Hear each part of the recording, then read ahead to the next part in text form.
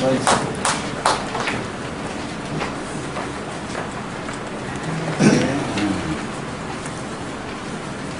전해주신 목사님 잠깐 드리겠습니다. 지성수 목사님께서는 한국에서 노동자와 농민, 퇴직자들과 함께 민주 목회에 투신하셨고 호주 시드니로 이민을 가셔서 20여 년을 치열하게 이민자 신앙으로 살아내시며 택시 운전을 하시고 서구 백인사회 뒷골목을 관찰하시고 한국의 민주화를 위해서 끊임없이 글을 쓰시고 많은 곳으로 다니며 여러 사람들을 만나시는 기중하시는 목사님이시고 저 목사님은 제가 아주 20대 초반에 목사님의 책을 서점에서 발견하고 읽게 되었습니다. 제가 아직도 이렇게 잘 간직하고 있는데 목사님은 페이스북을 통해서 목사님 실제로 연관이 되었고 그 인연으로 뉴욕을 방문하실 때 저희 교회를 오실 수 있게 되었습니다. 지난 5번 동안 여러분들을 만나서 목사님의 평소에 고민하던 좋은 신앙책을 담론과 물음표를 나눠주시고 좋은 작품을 주시고 감사한데 오늘 아침에 예수님께 주의 기도 목사님께서 말씀을 전해주십니다. 마가복음 10장 17절 31절까지 말씀을 가지고 지금 전이기 전했죠. 까불지 마라. 꼭 저한테 하시는 말씀을 평소에 하도 많이 까불어가지고 목사님 어떻게 하셨는지 정 목사가 까불어야 된다. 까불지 마라. 말씀 나오셔서 전해주실 때 여러분 깊은 깨달음과 하나님의 뜨거운 결단이 있기를 바랍니다. 목사님 나오시겠습니다. 박수로 한번 안녕하겠습니다. 아이고야.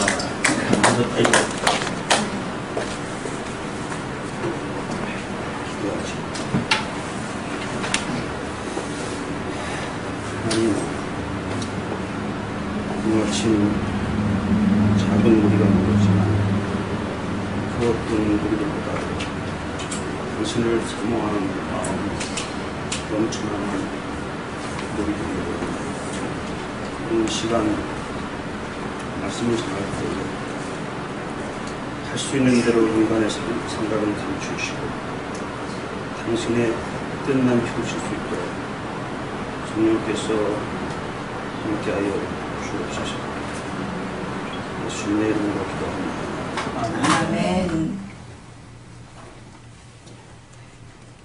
네, 저는 설교를 하러 참 많이 다녔어요. 보통 목사님들이 갈 수 없는 곳, 뭐 병원, 군대, 뭐 거리, 뭐 교도소, 많은 곳을 심지어는 배를 타고 가는 선산, 뭐 전쟁터, 많은 곳에서 하나님 말씀을 설교를 할 기회가 있었는데 오늘 아주 특별한 날인 것 같습니다. 사실은 지난 월요일날 돌아갔어야 되는데 오늘 이 시간을 위해서 다시 돌아와서 한 주간을 보내고 내일 돌아가게 되었습니다. 그래서 제 생애의 특별한 순간이고 여러분들과의 만남이 특별한 영적인 만남이 되길 바랍니다. 그래서 오늘은 이제 흔히 다른 교회에서는 할 수 없는 그런 말씀을 전해드릴까 해요. 우선 가볍게 시작하면 제가 집이 하나 있어요. 시드니에. 조그만 시드니 수준에서는 뭐 오막살이 집 같은 거지만 뭐 풀장도 있고 뭐 파이어플레이스도 있고 그런 집입니다. 주로 그 워킹 클래스들이 많이 사는 그런 동네예요. 그렇지만 그런 집이 있어요. 시가가 한 미국으로 한 50만 불에서 60만 불 집이 있습니다. 근데 제가 지금 소개해드린 대로 저는 철거민들을 위해서 일을 하는 그런 목사였고 이 사회에 낮은 자리를 찾아다니는 목사였습니다. 제가 큰 교회를 목회하지도 못했고 또 한 가지 말씀드리면 우리 집은 다 모기지를 다 갚았어요. 그 정도면 괜찮죠? 근데 그런 제가 어떻게 그런 집을 갖게 되었는가? 저는 부동산 투기의 비법을 먼저 소개해드릴까 합니다. 제가 이제 철거민촌에서 일을 할 때 어떤 일이 있냐면 이제 어떤 동네에 들어가서 그 동네가 이제 철거될 때까지 이제 막 철거가 된다, 개발이 된다 그러면 저희가 이제 투입이 되는 거예요. 그래서 그 동네에서 그 사람들이 다 쫓겨날 때까지 이제 함께 권리를 주장하고 뭐 이렇게 하는 것이 저희의 일입니다. 그러니까 싸움꾼이죠. 싸움하러 가는 거예요. 근데 이제 광명시 하안동이라는 데가 한 4,000세대 정도 철거민들이 쫙 있었어요. 근데 그 철거민들은 사실은 좀 상당히 그 조장된 소위 아파트 집이 철거되면은 그 집 주인들에게 임대 아파트 입주권을 줘요. 그것 때문에 사람들이 와서 밤새 막 집을 막 짓는 겁니다. 반내를 13장 가지고, 반내라는 거 아시죠? 공사장이. 그거 가지고 막 지어요. 그런 뭐 엉터리들이 많이 있습니다. 근데 그걸 뭐 행정당국에서 막지를 못해요. 막을 수 있는데도. 근데 우리나라에 이제 30년 전에 무지정이었죠. 그래서 그런 게 이제 4,000세대가 되는 동네예요. 근데 이제 그곳에서 제가 하는 일은 주로 이제 그 사람들을 위해서 뭐 하는 여러 가지 일인데 제일 중요한 일이 뭐냐면 아이들을 돌보는 일이에요. 그래서 아이들을 이렇게 여러 이렇게 그룹으로 모아서 학교 갔다 오면 아이들 이제 케어해주고 가르쳐주고 하는 일인데 그거는 이제 제가 직접 하는 것이 아니라 이제 대학생들이 많이 옵니다. 대학생들이 이제 조를 지어서 이쪽에 연대 주로 이제 교육계통에 공부하는 사람 학생들이 많이 와요. 그래서 연대 교육과팀 여기는 이대 아동교육과팀 여기는 서울교대팀 인천교대팀 막 이렇게 막 나눠져요. 그래서 학생들이 한 수십 명씩 오면 저는 이제 그거 관리하고 걔네들이 이제 애들 데리고 이제 케어할 수 있는 장소 마련하고 뭐 이런 것이 주 일이에요. 근데 한 번은 이제 제 친구가 그 당시 이제 서울대에서 박사과정을 한 친구가 있었는데 저한테 인천교대 교수하면서 학생들을 보내주는 친구가 있었어요. 이학주 교수라는 친구가 야 요즘은 가끔 만나서 이제 돕습니다.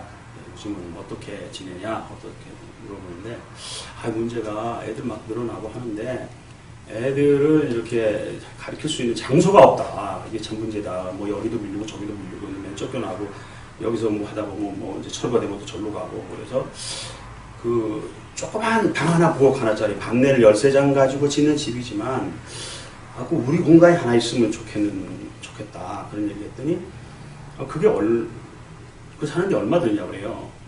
그래서 그 당시 돈 180만 원이에요. 180만 원. 그러면 내가 박사학위 논문을 다 마치고 이제 그 출판을 사인만 해가지고 출판해야 되는데 그 교수가 죽었다는 거예요. 그래서 한 1년이고 교수가 죽으면 또 딜레이가 되거든요. 그래서 그 출판 비용 하려고 하면 180만 원 있는데 그거 갖다가 좀 일단 사라. 그래서 그 친구가 그 돈을 빌려줬어요. 그래서 조그만 걸 이제 하나 샀어요. 그리고 그동안은 이제 제가 그 빈민촌의 내 소유로는 그 방 하나짜리 이제 뭐 학고방 그거 하나 이제 내 이름으로 이렇게 된 거예요. 그런데 나중에 다 이제 철거가 될 때는 그것도 이제 집이라고 보상이 나옵니다. 뭐 목조, 뭐 목조 와조, 뭐 목조 슬래트조 뭐 이렇게 나와요. 나오는데 하여튼 180만 원이 나왔어요. 그래서 그거를 이제 이 교수한테 또 갚았죠. 그리고 재전에 주어지는 건 뭐냐면 임대아파트 입주권이 주어져요. 임대 아닙니다. 세입자에게는 임대아파트. 난 가업주니까 조금만 아파트 분양권이 주어져요. 분양에 참여하는 거죠. 근데 제가 사람들에게 우리가 교육하는 게 뭐냐면 이제 거기서 막 사람들이 이제 쫓겨나잖아요. 그럼 아파트가 다 거기에 지어지고 준공되기까지 뭐 2, 3년 걸리잖아요. 그동안에 어디 가서 살아야 되잖아요. 당장 돈이 없잖아요. 그러니까 그때 이제 복부인들이 달려들어요. 그걸 딱지라고 해요. 그걸 막 사는 거예요. 그 사람들한테. 막 300, 400 주고 싸게 사요. 그래서 2, 3년 지나면 그게 막 1,000만 원씩 되는 겁니다. 복부인들이, 딱지꾼들이 돈 버는 게 그런 비결이거든요. 그래서 제가 사람들한테 우리가 뭐라고 교육시키냐면은 절대로 팔지 말아라. 이게 어떻게든지 당신들이 가지고 있으면 1년 후에 1,000만 원도 되고 뭐 1,500도 되고 하니까 절대로 팔지 말아라. 그러니까 막 죽더라도 그냥 30% 절대로 팔지 말아라. 막 이걸 강조하는 게 저희 입장이에요. 복부인들은 돈 못 벌게 해야 되니까. 그래서 저도 뭐 대체업자는 분양권을 가지고 있었죠. 그러다 한 2년쯤이다 이제 분양 받을 때가 됐어요.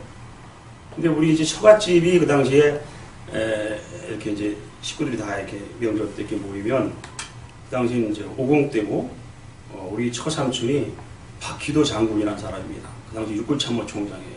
아주 기세가 등등한.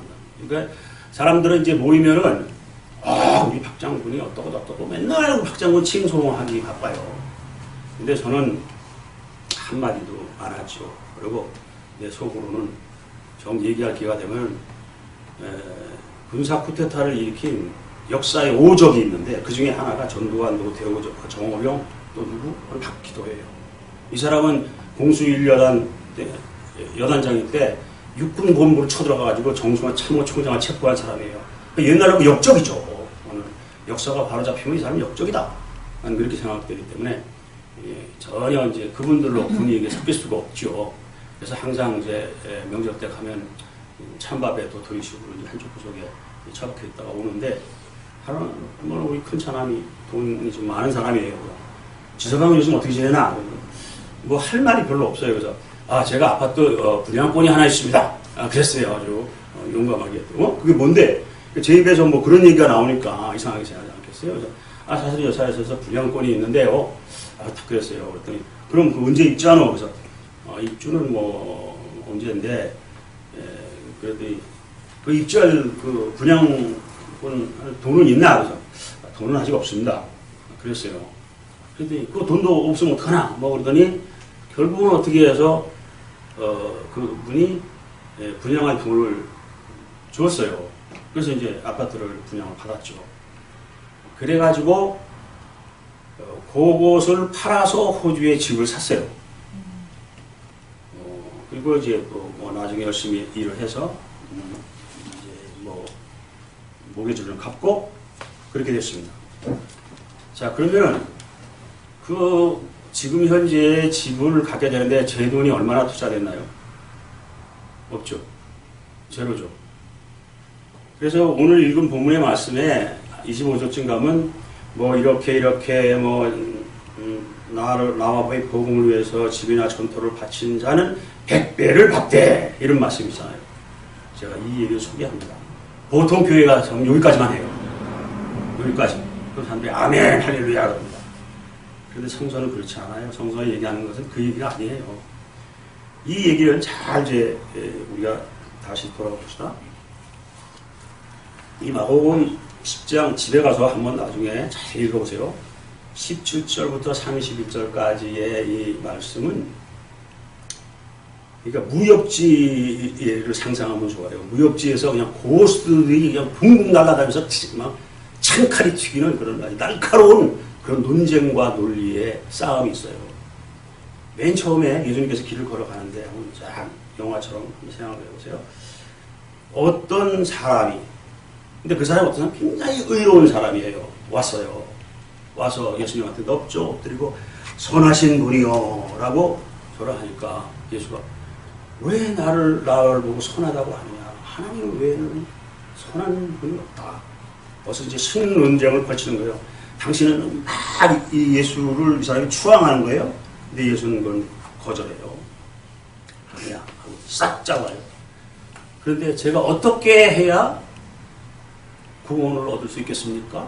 라고 할 때 율법에 다 있지 않느냐? 이거 그걸 다 지켰습니다. 이거 보통 사람 아니에요. 그걸 다 지키는 사람이고 또 부자예요. 그 당시 기준으로 보면 뭐 조금 더 험잡을 데 없는 완벽하게 존경받을 사람이에요. 근데 예수님께서 그래. 예수님께서 그래가 아니야. 그래. 뭐 정말로 그걸 긍정하셔. 사랑하라 그랬어요. 비웃는 게 아니고 그러냐. 정말로 그러면서 그러나 너에게 한 가지 부족한 게 있는데 네 재물을 다 팔아서 나누어주고 나를 쫓아라 그랬어요. 근데 이거는 이 사람이 할 수 없는 거야. 할 수 없으니까 그건 내가 할 수 없겠구나 하고 다시 예수께 와가지고서 큰 긍정을 받으려고 했는데 완전히 부정의 덩어리가 돼서 그냥 슬퍼하며 돌아갔다고 했어요. 이때 예수를 비롯해서 둘러싸고 있는 모든 사람은 깜짝 놀란 거예요. 왜냐하면 그 당시에 부자라는 것은 그건 하나님이 축복해야지만 부자가 된다고 생각을 했거든요.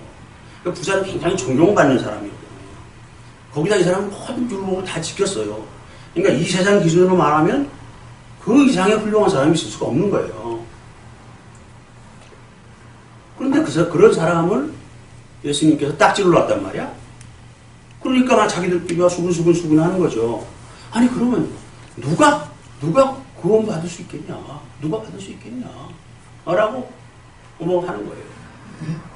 그때 예수님이 그거는 사람은 할 수 없으되 하나님께서 그렇게 하실 수 있느니라 하고 또 한번 완전히 처져 있는 자들에게, 완전히 낙심해 있는 자들에게, 희망이 없다고 포기한 자들에게 격려를 줍니다. 할 수 있다. 하나님이 한 번 그렇게 하십니다. 라고 할 때 베드로가 아주 pompous하게 그렇죠 선생님. 우리야말로 우리는 모든 것을 버리고 주를 따랐지 않습니까? 바로 우리 같은 사람이 해당이 되는 거 아니겠습니까? 하고 나오는 거예요. 그때 예수께서 하시는 말씀이 이 얘기예요. 나와 및 복음을 위하여 바친 자는 백배를 받고 핍박도 겸하여 받고 이렇게 된다 라고 얘기했어요. 그러면서 마지막 말이 뭐냐면 나중된 자가 먼저 되는 일이 많으냐. 이 얘기는 아니야 넌 멀었어. 아직도 멀었어. 그런 얘기죠. 저는 이 얘기 나중된 자가 먼저 된다는 이 얘기 먼저 된 자가 나중된 자 이 얘기하면 꼭 생각나는 게 있어요. 어떤 그 조폭 집단에서 거기 이게 굉장히 형님이 중요하잖아요. 형님! 거기 그런 적이잖아요. 하도 오야붕이 두목이 밑에 부하를 갈구니까 참다 못해 뭐라 그래? 이 밑에 꼬붕이죠. 밑에 친구가 칼을 쓰게 됐고 죽는 데는 선후배가 없어! 콱! 찔렀다는 이 얘기가 있어요. 태어나는 데는 선후배가 있지만 죽는 데는 선후배가 없다 하는 얘기죠. 그러니까 여기서 선후배가 없는 거예요. 먼저 된 자가 나중되고 나중되가 먼저 된 자가 선후배가 없다. 이거는 누가 발록으로 자랑할 게 아니다. 네 경력으로 자랑할 게 아니고 네 지위로 내세울 것도 아니고 이것에는 아무런 그런 게 없다. 이제 이 얘기를 딱 결론적으로 하시는 거예요. 그래서 이게 아주 굉장히 17절부터 31절까지는 막 긴박감 있게 이 얘기가 전개되는 겁니다. 그런데 그러면서 결국은 예수께서 가장 왜 이렇게 어렵냐? 예수를 진짜로 따라가기가 왜 이렇게 어렵냐? 어렵다. 그런데 정말 나중되고 그렇지만 나중된 자가 먼저 되고 먼저 된 자가 나중될 수 있다. 이렇게 해서 왜 그러냐라고 하는 것은 우리가 세상에 살고 있기 때문에 그렇습니다. 이 세상이 그렇게 힘든 곳이기 때문에 그래요. 요한복음 17장에 보면 예수님이 세상에 대한 얘기를 하십니다. 세상이 너희를 미워하나 세상은 이런 것이고 쭉 얘기를 합니다. 우리가 이 세상에 살고 있기 때문에 이 시련과 갈등이 있는 거죠. 세상에 옳은 것만이 반드시 대우받고 존중받고 그러지 않잖아요. 저는 제 생애에 지금까지 살아오면서 저희는 한 15년 동안은 제가 택시 운전을 해서 제 손으로 밥을 벌어 먹었지만 그 전에 이 빈민 운동할 때는 제가 돈을 벌지 못하니까 누군가가 저를 서포트하고 헌금을 하고 그래서 제가 먹고 살았습니다. 제가 또 이번에 아주 참 감동을 받은 것은 여기 성공의 신부님 한 분을 만났는데 제 아들보다도 젊은 그 신부님인데 어떻게 여기서 제 글을 읽었다는 거예요. 공부를 하면서 쭉. 이분이 오셔가지고서 여러 가지 얘기를 하고 갔는데 아주 가난한 성공의 신부인데 저한테 봉투를 주고 가는 거예요. 바깥에 나오라고 하더니. 그리고 100불이 들어있어요. 가난한 성공의 신부가 저한테. 또 그저께는 뭐 여기 가수 뭐라고 그래? 복음성가 부르고 돌아다니는 그 목사님 맞잖아요. 그 사람도 정말 집도 절도 없는, 집도 절이 아니라 집도 교회도 없는 우리 김 자주 하시는 농담대로 집도 절도 없는, 집도 교회도 없는 그런 가난한 목사예요. 그리고 뭐 복음성가 부르고 그러고 돌아다니는 목사인데 또 저한테 봉투를 주고 왔어요. 이런 일들이 왜 저 같은 사람한테 무엇 때문에 이런 일들이 있는가 하는 겁니다. 이것은 제가 가진 도덕적 권위 때문입니다. 다른 일이에요. 이분이 추구하는 것이 뭔가 옳다. 그래서 저한테 조금이라도 헌신하는 거 아니겠어요? 그런 거 없으면 뭐하러 하겠어요? 제가 40대를 애들 둘을 키우면서 그런 것에 의존해서 살아왔습니다. 이 세상 속에서. 의존이 아니라 그것이 큰 거예요.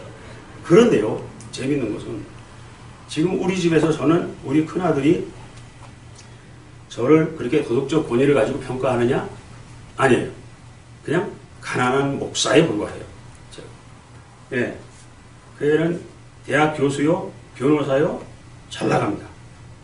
아주 권력의 핵심을 향해서 쫙 갑니다. 자기한테 유리하고 자기한테 힘이 되고 도움이 될 사람을 쫙 찾아가고 자기에게 별로 도움이 안 되고 약한 사람은 관심이 없고 이렇게 가는 사람이에요.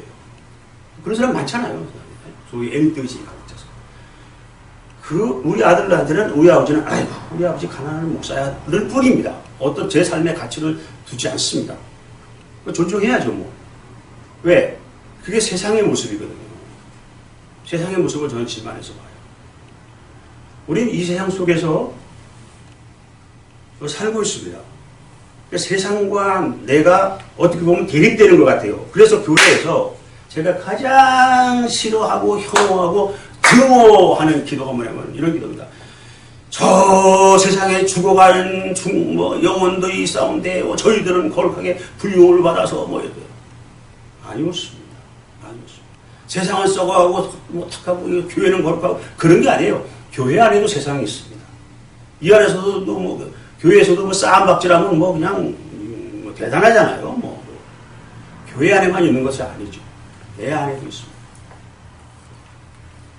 내 안에도 여기 모이신 분들은 다른 교회 교인들보다는 훨씬 수준이 높은 분들입니다. 그러나 여러분들 앞에는 안에는 그런 게 없나요? 있지요.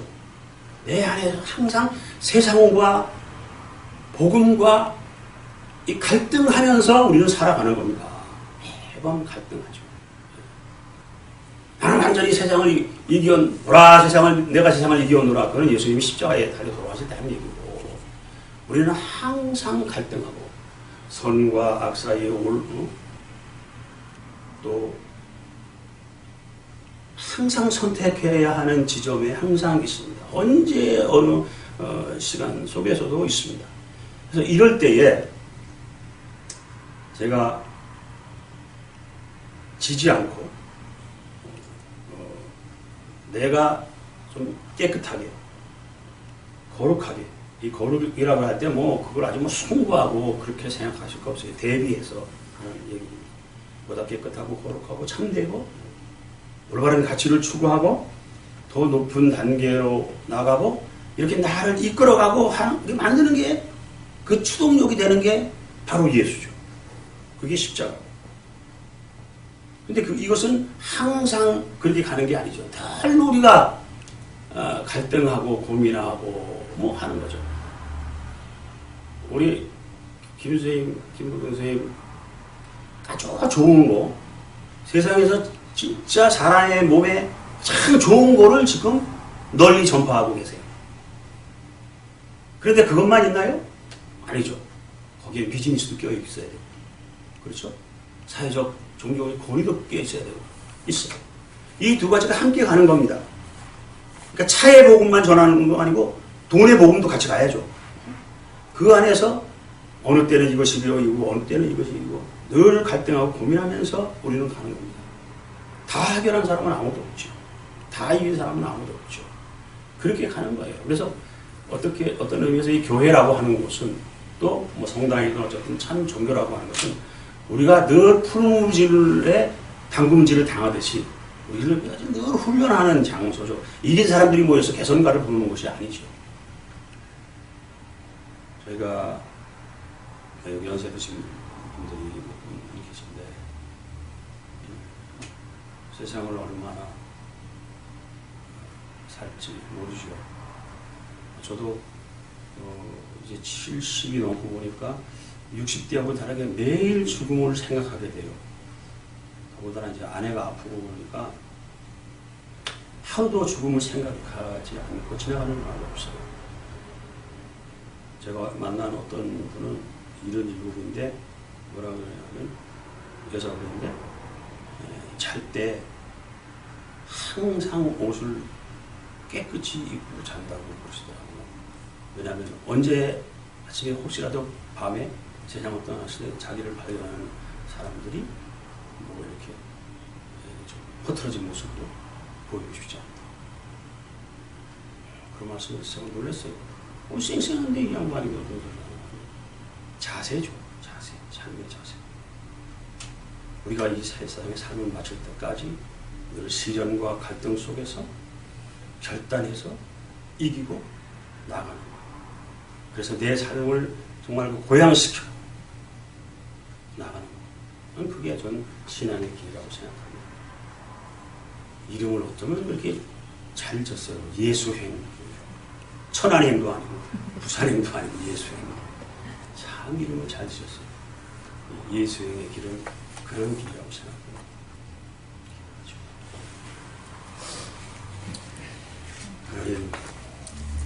저희가 언제 이 삶을 마칠지는 알 수 없지만 분명히 우리가 갈 곳이 나오고 있습니다. 당신께로 나아가는 길이라는 것을 알고 있습니다.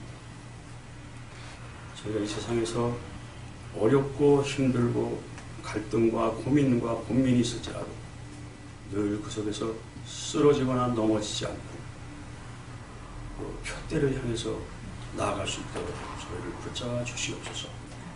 특별히 이 뉴저지에 많은 교회들이 있지만 제일 끄트머리에 이 예수행 교회를 세우신 당신의 뜻이 분명히 있는 줄 압니다. 하나님, 이 예수행 교회가 지고 가는 십자가 위에 함께하여 줄 줄로 믿습니다. 예수 그리스도의 이름으로 기도하옵나이다. 목사님, 왜 설교 제목이 까불지 말라 그렇게 생각해 보세요. 까불지 말라. 그러니까 그 마지막 구절이 까불지 말라는 얘기죠. 조마조마했는데 목사님 까불지 마. 직접 말씀 안 하시고 마지막을 집에 가서 잘 읽어보시라. 제가 보면서 뭐가 됐든 자 까불다가도 좀 자제하는 목사가 되겠습니다. 찬송가 364장이죠. 364장. 내 집을 가까이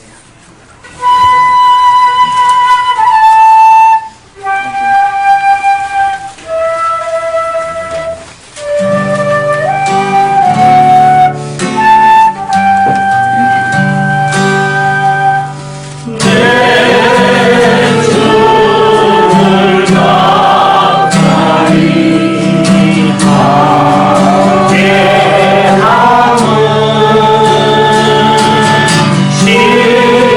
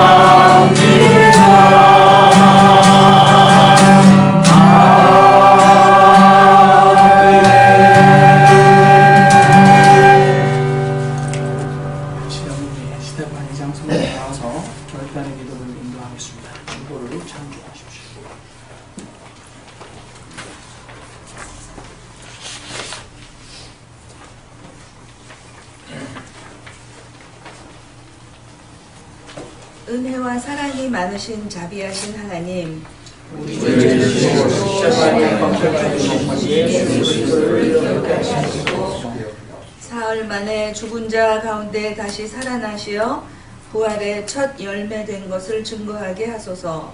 우리를 하며 이웃을 사랑하며 예수 그리스도의 오심을 기다리며 살게 하소서. 전능하시고 우리를 이 땅에 창조하신 우리 하나님, 우리와 늘 함께 하시고 우리를 자녀 삼으시고 우리를 그 장중 안에 붙들어 보호하시는 은혜를 감사합니다. 하나님 아버지, 저희가 세상에 또 우리 가정 속에 또 하나님 안에 일주일을 편안히 거하다가 이 시간에 하나님께 우리의 신령과 진정을 다하여 감사와 찬송을 드리는 이 시간을 주심을 또한 감사드립니다.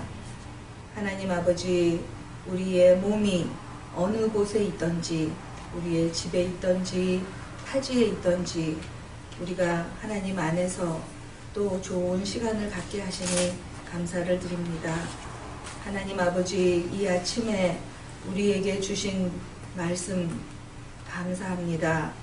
하나님 아버지, 저희는 이 멀리 만리 타국에 우리의 삶이 떠나와 몇십 년의 세월을 보내며 여기에서 또 새로운 이민자로 또 새로운 주권자로 거듭나기 위하여 이 사회 안에 깊이 뿌리내리고 열심히 우리 각자의 몫을 다하여 살고 있습니다. 하나님 아버지, 늘 우리를 굽어 살피시고 우리에게 건강을 주시고 우리가 일할 수 있는 일을 주시고 우리가 또 화목하게 지낼 수 있는 가족과 우리의 친구들을 이렇게 허락하심을 감사드립니다. 하나님 아버지, 우리에게 육신의 부모님을 주시고 또 우리에게 돌볼 수 있는 우리의 자녀들을 주시고 우리가 서로 화목하고 사랑하게 가족을 주셨으니 또한 감사를 드립니다. 하나님 아버지, 그 어느 것 하나도 우리가 참으로 바람처럼 어디에서 왔는지 또 바람처럼 어디로 가는지 우리가 알 수 없지만 늘 우리는 하나님께서 우리에게 허락하신 예수님의 가르침과 성령님의 인도하심 안에서 우리가 기쁘고 슬프고 어렵고 또 아주 좋아하며 이렇게 살고 있게 우리의 생을 허락하신 것을 감사드립니다. 하나님 아버지, 우리에게 주신 것들을 잘 지킬 수 있는 노력을 우리가 기울이게 하시고 우리가 앞으로 우리의 삶이 언제 마감이 되더라도 우리에게 1년 후에 또 3년 후에 또 5년 후에 우리의 삶에 우리가 계획을 가질 수 있도록 인도하여 주시고 우리가 그 계획을 하나님 앞에 내려놓고 늘 기도하며 성령님의 은혜를 간구하게 하옵소서.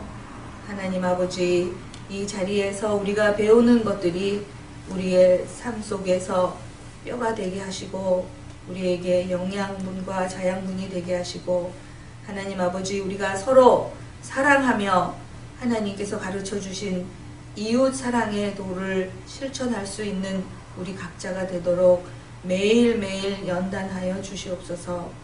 하나님 아버지, 우리가 이 한 주도 주님 안에서 편안하고 기쁘고 즐거운 일들이 더 많이 생겨나는 주가 되게 하시고 이 더운 날씨에 고생하지 않게 하시고 건강 또한 허락하여 주시옵소서. 이 모든 말씀을 우리 주 예수 그리스도의 은혜로 간절히 기도드립니다. 아멘.